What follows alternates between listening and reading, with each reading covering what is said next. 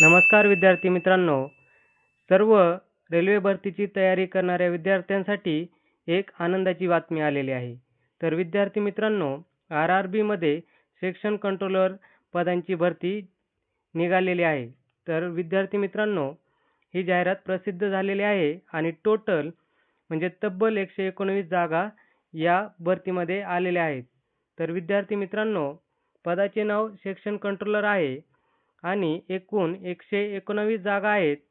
तर मित्रांनो, यामध्ये पात्रता काय काय असणार आहे, तसेच शैक्षणिक पात्रता काय असणार आहे, वयाची अट काय असणार आहे, फी किती लागणार आहे, तर याबद्दलची संपूर्ण सविस्तर माहिती आपण आजच्या व्हिडिओमध्ये पाहणार आहोत। त्यासाठी हा व्हिडिओ मित्रांनो नक्की शेवटपर्यंत पाहायचा आहे। तर चला लगेच व्हिडिओला सुरुवात करूयात। तर विद्यार्थी मित्रांनो, या ठिकाणी या भरतीबद्दलची सविस्तर माहिती देण्यात आलेली आहे, ती आपण एक एक करून पाहूयात।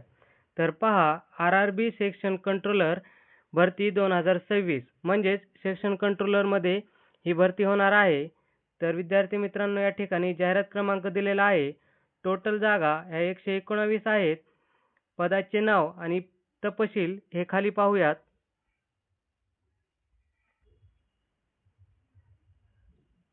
तर या ठिकाणी पाहू शकता पदाचे नाव आणि तपशील। तर या ठिकाणी पद क्रमांक दिलेला आहे, पद क्रमांक 1 आहे आणि या ठिकाणी पदाचे नाव दिलेले आहे, तर ते आहे सेक्शन कंट्रोलर आणि पद संख्या दिलेली आहेत 119। तर टोटल 119 जागा आहेत मित्रांनो। तर पुढे पाहूयात।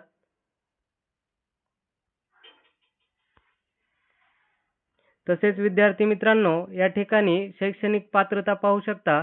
तर शैक्षणिक पात्रता ही पदवीधर दिलेली आहे, म्हणजे तुमची पदवी झालेली असेल तर तुम्ही या भरतीसाठी नक्कीच फॉर्म भरू शकता। तर वयाची अट दिलेली आहे 1 जुलै 2026 रोजी 20 ते 33 वर्षापर्यंत हे वय तुम्हाला लागणार आहे।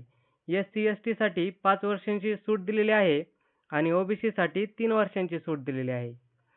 तर नोकरी ठिकाण हे संपूर्ण भारतभर राहणार आहे मित्रांनो। तर पुढे पाहूयात।